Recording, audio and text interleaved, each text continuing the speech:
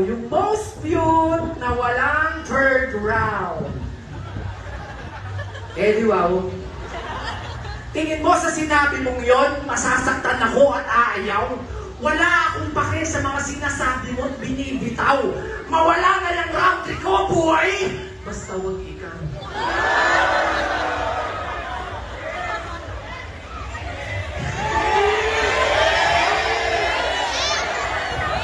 Yung real jokes daw, pamasada. Sobra ka naman tips, kumanlait. Pero ang tanong ko lang, bakit nag-real jokes ka nung honeymoon nyo? Ano yun? Para biyahing langit? Alam mo sa buhay, tips, di lahat katulad ng swerte. Di mo tinanas yung hirap namin sa kalye. Anong diploma o diskarte? Pinagpapasa Diyos na lang namin minsan kung makakakain kami. Di pwedeng dumaing o mag-inarte. Wala kang naiintindihan sa damdamin namin, pre. Wala kang naiintindihan sa damdamin namin, pre. Di mo pa nararanasan tumira ng saging, rich kid ka kasi. Walang problema sa money. Perfect na daddy. May healthy na body. Sexy at yummy. Friendly na lodi. Classy at saucy. Loyal sa honey. Kaya nga kita, bestie. Inspirasyon ka sa marami. Si Tipsy ang nagpatunay na pwedeng magbagong buhay kahit tulong ka sa rugby. Alam niyo ba dati, may tinulungan tong badyaw dahil naawa siya. Binigyan niya ng konting barya. At dahil dun sa ginawa niya, yung buhay ng tao nagbago talaga. Piruin mo ha, paglipas lang ng ilang taon, ayun, magkasawa na sila. Iba ka talaga.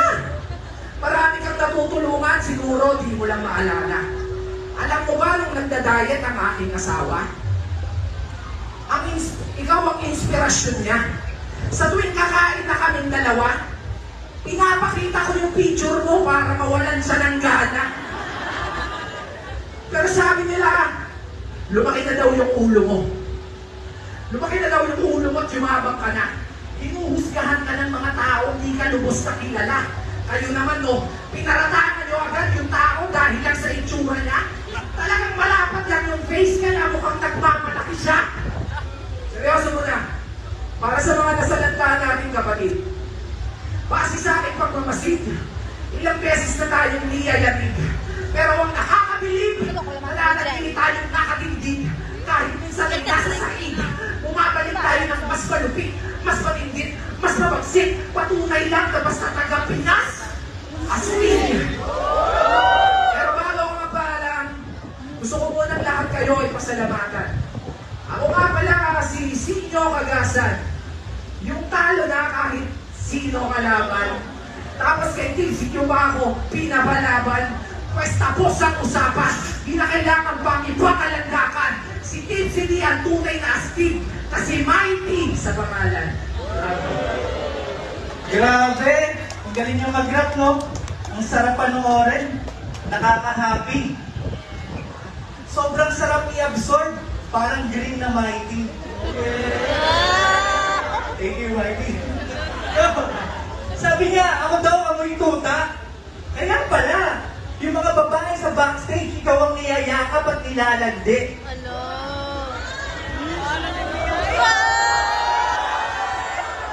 Tapos malaman-laman ko, trip na trip daw kasi nila yung amoy maasim na kanse. Iba talaga appeal ng Joker, no? Mas cold pa sa Ice Baby. Sobrang lakas ng dating nung pumunta siyang The Ruins, nakakit niya pati White Lady. Mas Pinoy, mas astig. Yan ang tunay na adhika. Parang si Sinyo, totoong tao. Pantay-pantay ang tingin niya sa lahat ng likha. Naalala ko tuloy nung bumayahe kami sa bus, nang biglang may sumakay na matanda, dali-daling tumayo si Sinyo at binigay ang upuan niya sa bakla. Malambot talaga yung puso ni Sinyo sa mga gays, lalo na sa mga baklang kapuspalan. Minsan nahuli ko sa sulong ng sinihan ay kasamang bading, siya pa yung nagbabayan. Hindi lang di-discriminate ng LGBT. Dapat kang tularan, homeboy. Kita nyo naman nung DPD, pumartner sa Tipsy na Tomboy. Well, anyway, bilib talaga ako sa diskarte ni Sinyo. Kita nyo naman, oh, ang layo na lang narating sa buhay. Merong magandang bahay at 2 kotse. Isang pang-pamilya, isang pang-babae. Kasi kulay pink, kaya pang-babae, madam. Pero down-to-earth pa din, kahit marami ng pera, hindi sobrang spoiled. Madalas naguulam pa rin ito ng toyo, partner niya, olive oil. Sana all, nung bata siya, wala siyang pambili ng laruan. Wala siyang pambili ng laruan. Baril-barilan at Game Boy. Pero ngayon, meron na siyang malaking koleksyon ng sex toy. Di ba inspiring? Dati sobrang hirap ng buhay. Sa mga libreng check-up pa sila dumadayo. Ngayon, sa sipag ni Sinyo at awa ng Diyos, meron na silang sariling albularyo. Pero ang totoo, masaya ako sa narating naming dalawa. Dahil sa talento, nakapunta kami ng Bacolod at naimbita. Maraming salamat po sa biyaya. Napakasarap ng inasal, KBL at Bigpiyaya. Ipagsisigawan ko yan sa buong kontinent. Napakaganda sa Bacolod, kayo dapat ang ino-compliment.